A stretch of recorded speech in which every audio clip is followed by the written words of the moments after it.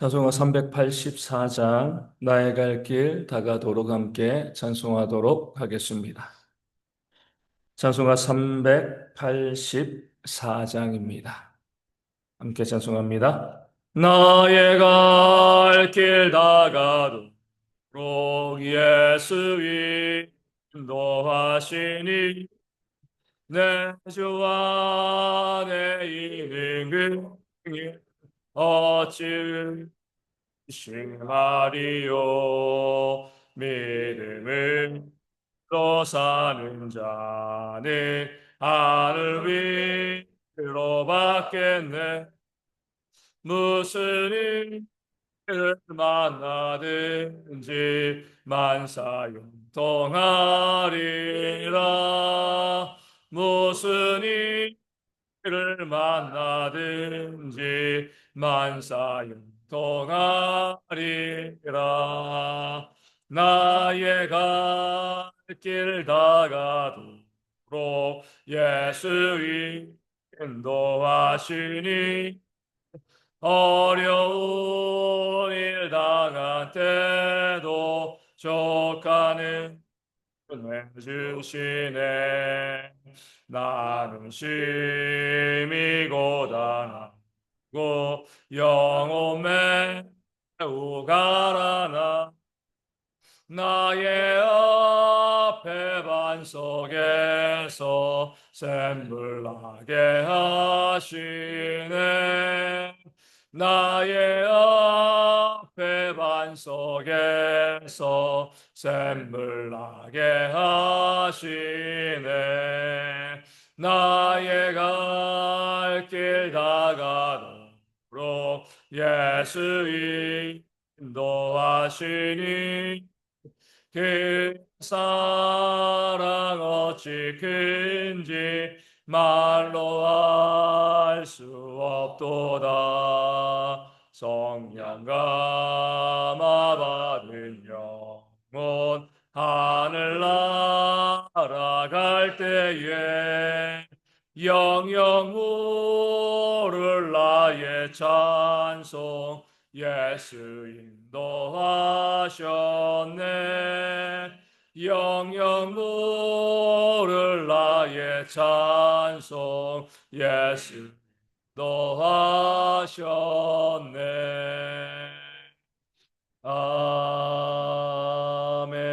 아멘. 사도신경으로 우리의 신앙을 함께 고백하겠습니다. 나는 전능하신 아버지 하나님 천지의 창조주를 믿습니다. 나는 그의 유일하신 아들 우리 주 예수 그리스도를 믿습니다.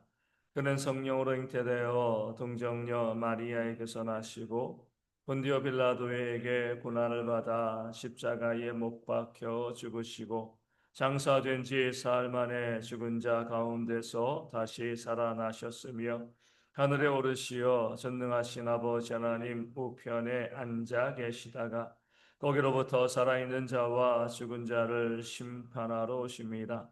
나는 성령을 믿으며 거룩한 공교회와 성도의 교제와 죄를 용서받는 것과 몸의 부활과 영생을 믿습니다. 아멘.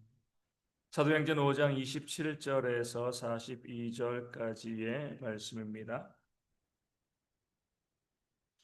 사도행전 5장 27절에서 42절까지의 말씀 함께 볼 수 있도록 하겠습니다. 사도행전 5장 27절에서 42절의 말씀입니다. 제 말씀을 읽어 드리겠습니다. 그들을 끌어다가 공의 앞에 세우니 대제사장이 물어 이르되 우리가 이 이름으로 사람을 가르치지 말라고 엄금하였으되 너희가 너희 가르침을 예루살렘에 가득하게 하니 이 사람의 피를 우리에게로 돌리고자 함이로다. 베드로와 사도들이 대답하여 이르되 사람보다 하나님께 순종하는 것이 마땅하니라. 너희가 나무에 달아 죽인 예수를 우리 조상의 하나님이 살리시고 이스라엘에게 회개함과 죄 사함을 주시려고 그를 오른손으로 높이사 임금과 구주로 삼으셨느니라. 우리는 이 일의 증인이요 하나님이 자기에게 순종하는 사람들에게 주신 성령도 그러하니라 하더라. 그들이 듣고 크게 노하여 사도들을 없이하고자 할세 바리새인 가말리엘은 율법 교사로서 모든 백성에게 존경을 받는 자라. 공회 중에 일어나 명하여 사도들을 잠깐 밖에 나가게 하고 말하되 이스라엘 사람들아 너희가 이 사람들에게 대하여 어떻게 하려는지 조심하라. 이전에 드다가 일어나 스스로 선전하며 사람이 약 400명이나 따르더니 그가 죽임을 당함에 따르던 모든 사람들이 흩어져 없어졌고 그 후 호적할 때에 갈릴리의 유다가 일어나 백성을 꿰어 따르게 하다가 그도 망한즉 따르던 모든 사람들이 흩어졌느니라. 이제 내가 너희에게 말하노니 이 사람들을 상관하지 말고 버려두라. 이 사상과 이 소행이 사람으로부터 났으면 무너질 것이요 만일 하나님께로부터 났으면 너희가 그들을 무너뜨릴 수 없겠고 도리어 하나님을 대적하는 자가 될까 하노라 하니 그들이 옳게 여겨 사도들을 불러들여 채찍질하며 예수의 이름으로 말하는 것을 금하고 놓으니 사도들은 그 이름을 위하여 능력받는 일에 합당한 자로 여기심을 기뻐하면서 공회 앞을 떠나니라. 아멘. 오늘 본문에도 하나님께서 행하시는 뜻을 결국 행하신다. 그런 하나님이시다. 이 사실을 우리 가운데 보여주고 있습니다. 사도들은 감옥에 갇혔지만 풀려났습니다. 하나님의 도우심으로 풀려났는데 그들은 또 성전 앞에서 담대히 예수님의 복음을 증거하였습니다. 두려움이 없는 거죠. 복음을 증거하다가 잡혀서 죽게 되었는데 풀어주었습니다. 하나님께서 꺼내신 거죠. 물론 하나님께서 그들에게 다시 증거하라 명령하셨습니다. 그 명령이 두려울 수도 있겠지만 사도들은 두려워하지 않고요. 담대하게 많은 사람들 앞에서 성전에서 공개된 장소에서 십자가와 부활의 복음을 증거하였습니다. 그럴 때 유대의 종교 지도자들은요. 다시금 그 사도들을 잡아 왔습니다. 그리고 그들을 위협할 때 베드로가 이렇게 이야기합니다. 하나님께 순종하는 것이 마땅하지 아니하냐? 사람에게가 아니라 하나님께 순종하는 것이 마땅하지 아니하냐? 우리는 죽어도 복음을 증거하겠다 담대하게 외쳤습니다. 이 말을 들은 유대 종교 지도자들은요, 정말 사도들을 죽이려고 했습니다. 이제 조금만 지나면 그 사도들의 목숨이 없어지는 거죠. 그럴 때 전혀 의외의 인물이 등장합니다. 누구예요? 가말리엘이죠. 그러니까 유대인의 존경받는 율법 학자였습니다. 율법에 대해서 정통한 자였습니다. 이 사도 바울의 스승이기도 한 거죠. 그 가말리알이 등장하여서 사도들을 죽이려는 그 흥분을, 그 분노를 가라앉힙니다. 그러면서 무엇이라고 이야기해요? 조심하자. 너희가 조심하라. 이렇게 이야기합니다. 상관하지 말고 버려두는 것이 좋겠다라고 이야기하는 거죠. 이렇게 이야기하는 겁니다. 진리가 아니라면 가만두어도 그들은 소멸될 것이다. 하지만 진리라고 하면 그들을 대적하는 것은 곧 하나님을 대적하는 것이 되어질 수가 있다. 이렇게 경고하고 함부로 그들에게 손대지 말라. 이 가말리엘이요. 유대인이고요. 율법학자이면서도 그 사도들을 변호하는 그런 모습이 본문 가운데 나와 있습니다. 그러니까 지혜로운 말이 되어지는 겁니다. 진리가 맞는지 아닌지, 이것이 진리인지 아닌지 내 기준으로 판단하지 말라는 겁니다. 몇몇 사람들이 이것이 옳으니까 그렇게 하지 말라는 겁니다. 진리가 아니라고 하면 하나님께서 망하게 없어지게 하실 것이기 때문에 그렇습니다. 굳이 내가 그것이 진리가 아니라고 생각하고요. 내 손을 써서 그 세력을 멸할 필요가 없다는 거죠. 내 생각을 고집하다 보면 자칫 잘못하면 내가 완전한 사람이 아니기 때문에 내가 진리라고 아니라고 주장했던 그것이 진리라고 하면 누구를 대적하는 거죠? 하나님을 대적하게 되어지는 것이고 하나님께서 진리를 대적하는 나를 오히려 무너뜨릴 수 있는 거죠. 괜히 내가 하나님의 진노를 받을 수가 있는 겁니다. 판단하고 정죄하는 것은요, 하나님께서 하실 일이죠. 중요한 말씀인데 우리가 너무나 많이 잊고 있습니다. 판단하고 정죄하는 것은 하나님의 일입니다. 우리가 해야 될 일이 아닌 거죠. 사도 바울은 로마서를 통해서 너희는 원수를 사랑하고 원수를 사랑하라. 원수 갚는 것이 하나님께 있다. 이렇게 말씀하고 있는 겁니다. 우리는 그냥 사랑할 뿐이에요. 왜 사랑하냐면 내가 인간이기 때문에 내 주변에서 벌어지는 그 일들에 대해서 내가 판단하는 것이요 잘못된 것일 수 있기 때문에 그렇습니다. 본문에 나와 있는 유대인들이 사도를 죽이려고 했을 때 그들도요 그들의 판단이 옳다라고 생각했습니다. 틀리다고 생각하고 사도들을 죽이려고 한 것 아니에요. 사람을 죽이는 일에 아무리 감정적으로 흥분해도요 어떻게 함부로 나설 수가 있겠습니까? 그들도 나름대로 우리가 이 사도들을 없이하는 것이 옳다. 그 판단이 들었기 때문에 사도들을 죽이려고 한 겁니다. 근데 가말리엘이 나타나서 그러지 말아라고 이야기한 거잖아요. 오늘 우리도 마찬가지입니다. 내 주변을 보면 너무나 명확한 일이 있어요. 그럴 땐 내 판단이 옳겠지, 내 판단이 옳아라고 생각되어지는데 그조차도 조심하셔야 돼요. 아무리 내가 옳아 보이고 상대방이 나빠 보인다 할지라도요, 내가 지금 생각하고 있는 것이 맞다라고 해도요, 그 판단하는 것은 하나님께 맡겨두어야 됩니다. 우리는 인간이기 때문에 그래요. 자칫 그런 판단에 내가 휩싸이게 되면 하나님을 대적하는 자가 되어지고요. 하나님을 멸시하는 자, 그 교만한 자가 되어지고 하나님의 진노를 받을 수 있기 때문에 그렇습니다. 그래서 우리는요, 사도 바울의 권면처럼 그냥 사랑하기만 하면 되는 겁니다. 내가 사랑한다고 해가지고 그 악한 자의 죄가 사라지는 것은 아니죠. 하나님께서 판단하시고 하나님께서 그 죄를 분명히 심판하실 겁니다. 성도들은요, 인내가 있어야 돼요. 좀 기다리면서 지금 판단하고 내가 무엇인가 어떤 일을 처리하고자 하는 것이 아니라 좀 인내하고 기다리면서 하나님께서 어떻게 역사하실 것인가, 하나님께서 이루실 그 일들을 기다릴 수 있는 지혜가 우리 가운데 있어야 합니다. 그럴 때 우리가 보면은요, 좀 더디 보이지만 하나님께서 무너뜨릴 자 무너뜨리시고요, 세우실 자 세우시는 그런 역사를 우리가 바라보게 되어집니다. 물론 사람들이 조급하죠. 아, 그래. 어차피 이렇게 될 거 내가 좀 더 빨리 손 쓸 것. 이렇게 생각하는 분들도 있지만 좀 더 빨리 손을 썼으면은요, 일이 되어지지 않는 거예요. 좀 답답할 수도 있고요. 저 왜 이렇게 일이 더딘가? 그런 생각이 들 수도 있겠지만 하나님께서 공의롭게 판단하시고 일을 이루어 가신다. 그 사실을 믿고요. 묵묵히 또 잠잠히 기다릴 때에 하나님께서 하나님의 일들을 이루어 가 주실 줄로 믿습니다. 그 마음 가지고 우리는요, 이 땅을 살아가면서 내가 판단하고 내가 무엇인가 도모하고 이렇게 하기보다 기도하면서 섬기면서 사랑하면서 하나님께서 이루실 그 일들을 기다리고 인내하는 그런 지혜가 우리 모든 성도 가운데 있어야 할 줄로 믿습니다. 그럴 때 가장 좋은 때에 가장 좋은 방식으로 하나님은요 늦지 않으십니다.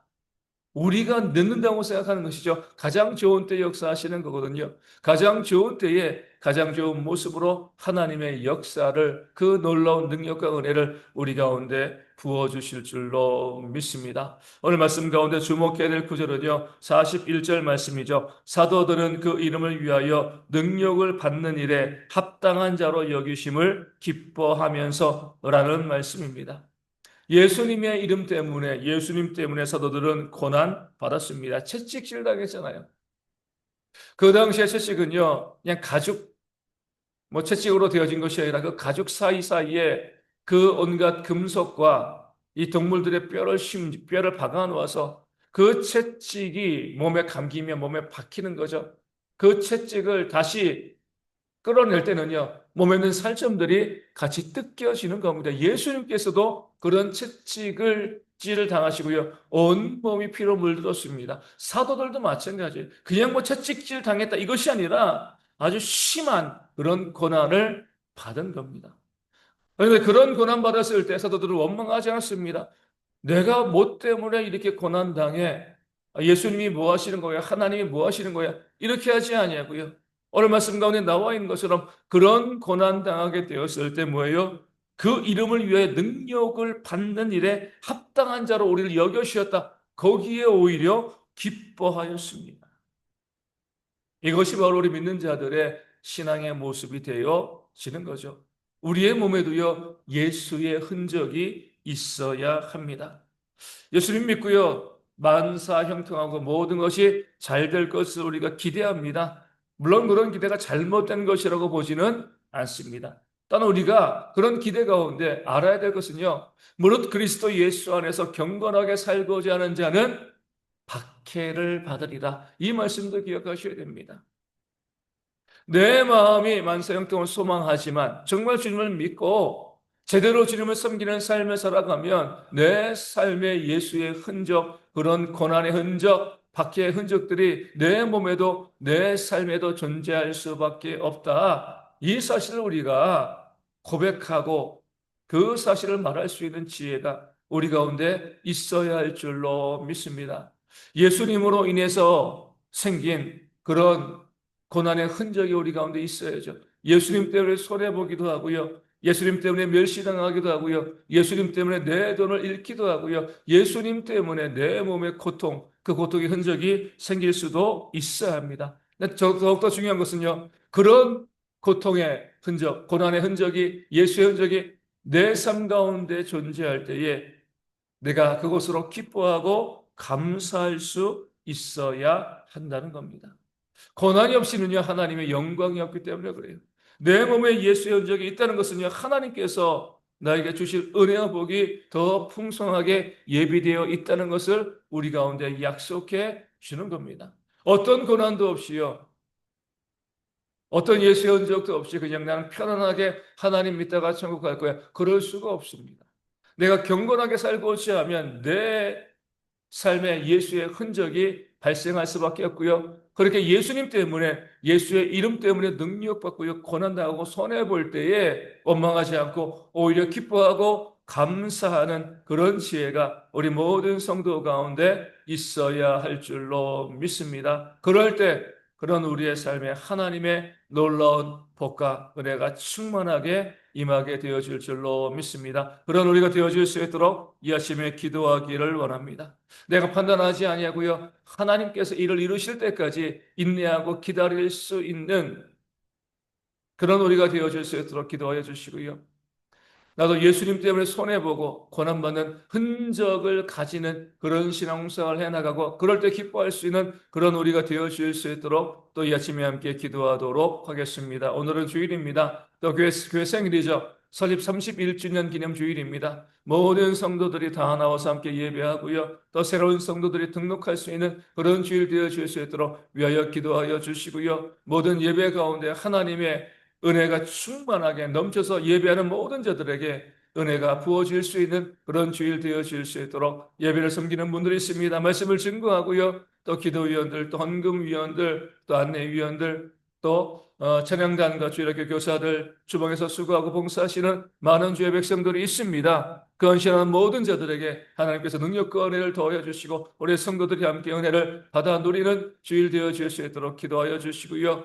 육신의 질병으로 힘들어하시는 분들이 있습니다. 회복되어져서 오늘 나와서 함께 예배할 수 있도록 기도하여 주시고 삶의 문제, 경제적인 어려움들, 그리고 관계와 마음의 상처로 힘들어하는 모든 분들 가운데도 하나님의 채우심과 위로와 격려 역사가 있을 수 있도록 위하여 기도하여 주시고요. 어르신들과 아이들의 건강을 위해서 우리 군에 있는 청년들이 안전하게 군생활 잘할 수 있도록 또 위하여 기도하여 주시고 우리 교회 부흥과 또 선교지 교회 부흥, 작은 교회들이 부흥할 수 있는 그런 역사가 있을 수 있도록 이 아침에 함께 기도하도록 하겠습니다.